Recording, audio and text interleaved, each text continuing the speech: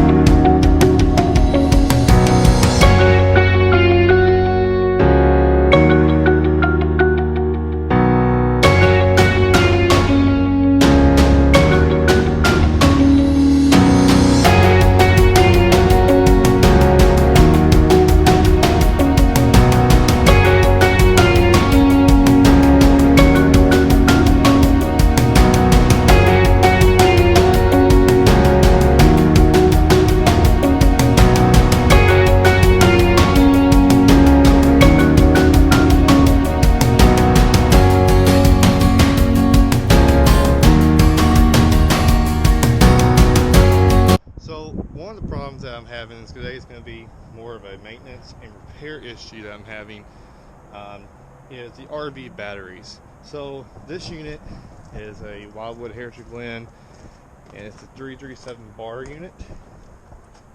It's made by Forest River. This fifth wheel has two batteries. One right here in the actual battery compartment. And you can see all the wires and the fuses here. And then there is one more in the front compartment of this unit, which is right there. Excuse our mess. So I'm having some issues with these batteries, and what's happening is when I'm not plugged into shore power, I'm normally getting a dead battery instantly. So unless the truck is charging the batteries, the truck is on, I will not have any lights, the jacks won't work or anything on the RV. So there's only two things that could be going wrong here. If I'm getting power and everything works on shore power, then it's a good sign that the batteries are probably something wrong with them. Maybe they're dead, the water level's low. They are getting charged continuously because obviously we're full time. So that is something we need to look into. But I also need to look into the converter and see if it's actually charging the batteries, or is it not charging the batteries, and is it the converter itself, is it fuses. So there's so many different things you can figure out what's causing this. So if you're having this problem, I'm going to show you how you can figure out what's going on with your unit. Now you are going to need some tools, and this is the tool I recommend. Is first you're going to need a pair of gloves. You're messing with battery and water and acid and just in overall discussing areas of the RV. So I recommend some handy dandy gloves. You're gonna need a flashlight for certain areas to find the converter and maybe where the batteries are. And if you don't have any light, the most important part of this is you're going to need an ohms meter, a voltmeter here, that you can actually test the voltages of the batteries. Now if you don't have one of these, you need to go out and get one before you continue this video or try to do the repair, because you're going to need this regardless to check these batteries and see if they're actually working. So go get one of these. They're 20 and 30 bucks maybe. Lowe's, Walmart, anywhere. You can pretty much get these any hardware store, any store you usually go to. So then you're going to need a screwdriver and flathead and a Phillips. This one has the multiple where I can change it out, but you can get a flathead and a Phillips screwdriver. Those are your basic tools you're going to need. Now, you're also going to have to locate the converter on your RV. Now, every RV is different. On mine is under the stove near the actual breaker box and all the breakers inside. Some of them put them closer to the battery. Some of them put them under the fuse or the breaker boxes. Some put them in the compartments. On my particular unit, like I said, you'll have to go find yours. My particular unit, mine's on the inside, and I'll show you that here just in a moment. But to get to this, or if you can't figure out where yours is, I'm going to go ahead and put a picture of a converter right now on the video.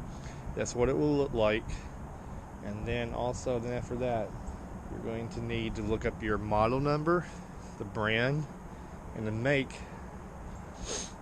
and then it should tell you where your converter is. But that's how we're going to test this. If you can't figure it out, I'm sure if you call any local RV store, or maybe where you got your RV at, if it's a store, they should be able to tell you where it's at, or where to at least look and figure out where it's at. So the first thing I want to check on this unit is, like I said, if I'm plugging the shore power, I'm getting power.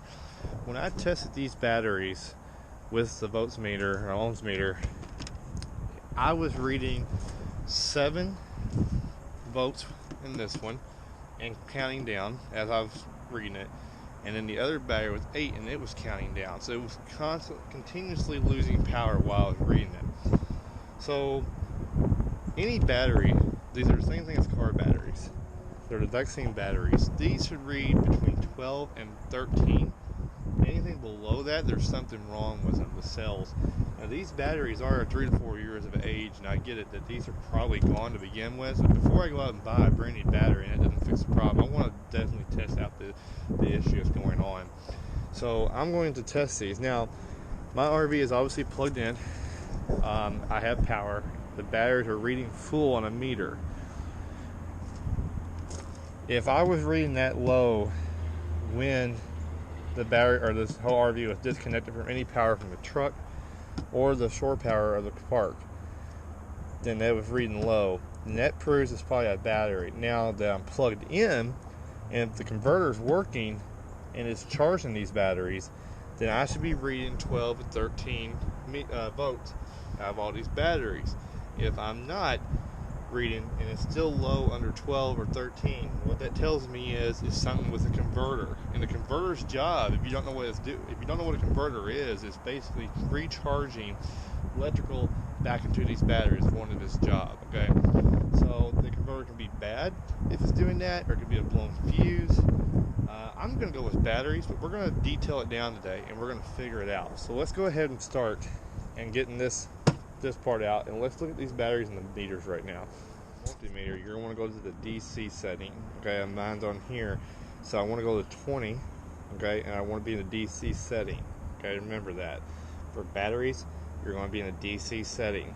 You're also going to may need a socket set to be able to get all the batteries if we have to take one out to figure out what's going on. So you may have to have some stuff to be able to make that work, but we can do that. Okay, so another thing to mention too is that fifth wheels, most fifth wheels have 2 batteries. Mine does have 2 batteries. Some travel trailers and other fifth wheels will only have 1 battery. So once again, you're going to go by the make, model, and the brand of your RV. Now I'm on my first battery. I have it set in DC mode. Okay, the RV is plugged up, to normal power. So I do have normal power right now.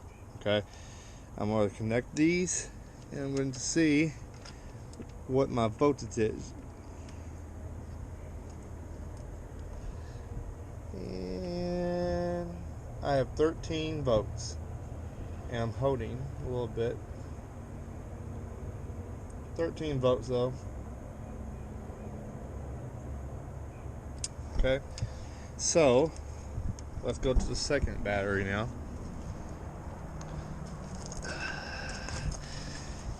I'm going to do the same thing. Like I said, my other second battery is in the front compartment on mine. So I'm going to go ahead and connect this line right here. It's kind of hard to do this with when you're holding the camera, but just like that. Now I got them both on there, and my second battery is holding at 1319. So both of these now are holding at appropriate charge, and they're showing 13, but when they're disconnected, they're dying. So this is giving me a more clear area that I'm saying that basically this is definitely going to be a battery issue. You can see I'm still holding, and really good voltage actually on this one. So once again, this is probably going to be a battery issue. Now we're going to go check the converter just to make sure. I want to look at it anyway. It's never going to hurt to double check it. And I'm going to go in now and show you. But as you can see, I am holding 13 volts which is a correct voltage for a car battery, RV battery, whatever you want to call it right now. Same thing. So I would say that they're holding charge when plugged in. The converter's doing its job. The converter's charging it. When it's disconnected, obviously it's not. So also, you might want to check some of these fuses if you're having other problems around your RV also. So if it is the batteries, I have two options. One, these batteries are about 4 years old. These are the stock batteries out of my unit, and I've never touched them. Okay, so they're constantly getting charged. They're constantly getting a lot of connection to the unit, and they're constantly getting charged, which also, if you're full timing, could be an issue also. But they are 4 or 5 years old now. So what I'm going to do is I'm going to check the converter, make sure it looks okay, make sure it's doing its job. Obviously it is, but I still just want to check it. I'm going to take one of these batteries out, and I'm going to check the water level. The water levels in these are distilled water only, but the water levels could be low, and if so, could be a burned up battery. Most likely, even if it is the water issue in distilled and the water is bad, I'm just going to have to go buy 2 brand new batteries, is what that means. So basically, I'm going to go check the converter, and we're going to take a look at that, where mine is, and then we're going to come back out here and see if we can test out the batteries. And maybe, I highly doubt some on a charge. Probably can go with new batteries. Let's go inside. Inside is way better in here because my hands are freaking freezing right now. As you can see, the dogs are helping out. But anyway, okay, so we're going to check the converter now. My converter is right down here. It is right inside this area right in here. Now this is where I said you might need a flashlight depending on where yours is. This is my breaker box, and usually, like I said, 90% of the time it's going to be near the breaker box. Sometimes they put them in here and you just take the whole cover off to see them, but mine's going to be right here. Like I said, you're going to have to figure out you know, what unit you have, and then figure out what you have there. So there are, if you have a Forest River 337 bar, there's 4 Phillips screwdrivers here, and all you gotta do is just take those screws out, and the dogs are gonna lose their mind. So take these screws out and pop this out.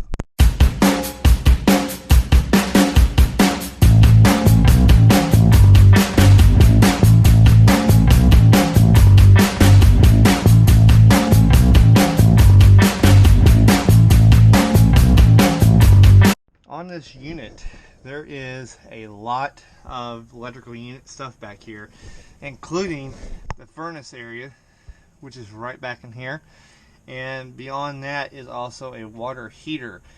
And then there's some plumbing areas that you can get into.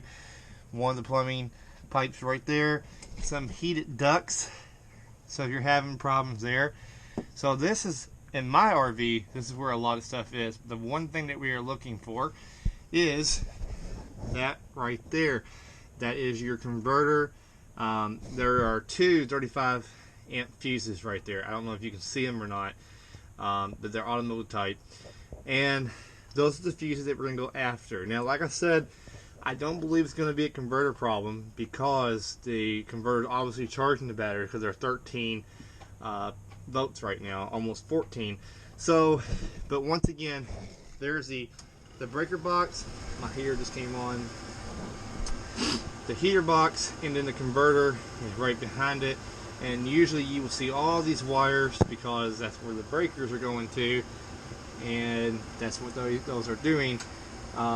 So now we're going to get back in here and check these fuses real quick, and then we're going to double check the fuses and make sure, and then we're going to go back outside and check the battery. So another good thing to point out here, so you have a breaker for the converter, and as long as it's not tripped, that's a good indication. Now I've checked the breaker, And I've also checked both my 35 amp fuses, and they're fine.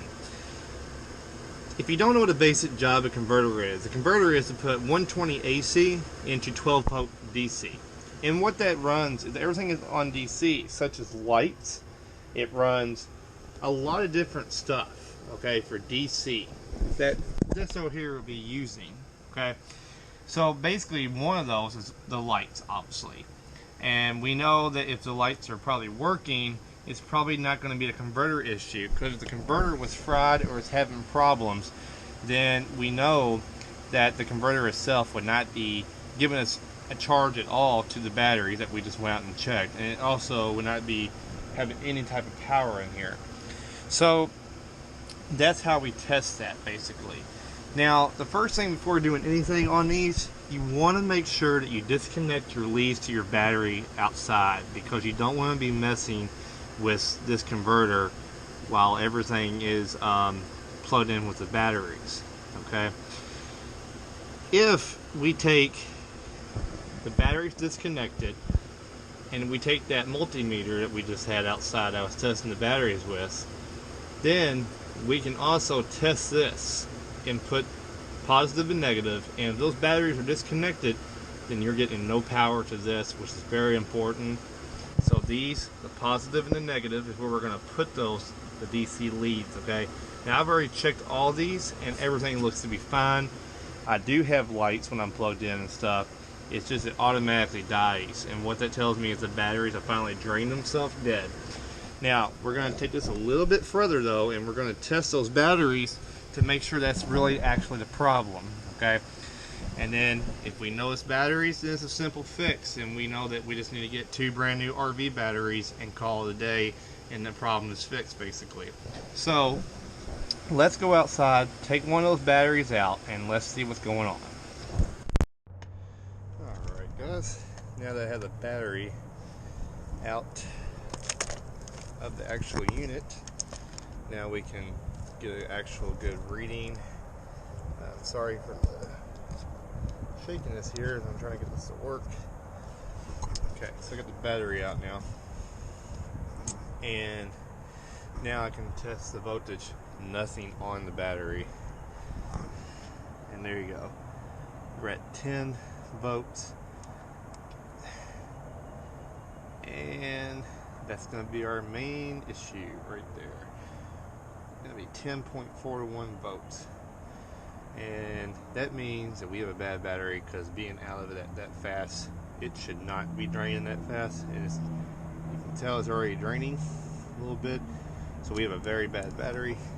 Let's, for the heck of it, take this off and check the water levels in these real quick. There's the problem. There's no more water in the batteries, and the batteries are just finally dead. So I have a idea what I want to do. Definitely I think it's beneficial here, full timing. These batteries, if you don't have a shut off switch, are constantly getting charged at all times. So basically this battery's dead. It's done. There's nothing really I can do. I can put water in it, distill water, and it's probably not going to do anything. So what I want to do is I want to get 2 brand new batteries, and which is cheaper than the converter, so I'm actually very happy right now. And I'm going to take a new area of the RV and make a battery shut-off switch.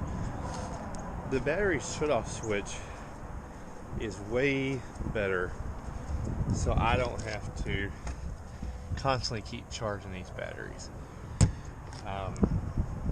And you can put that switch anywhere in the compartment, and you'll be able to keep the batteries from being overcharged at all the time. So long story short, this battery's screwed. It's done.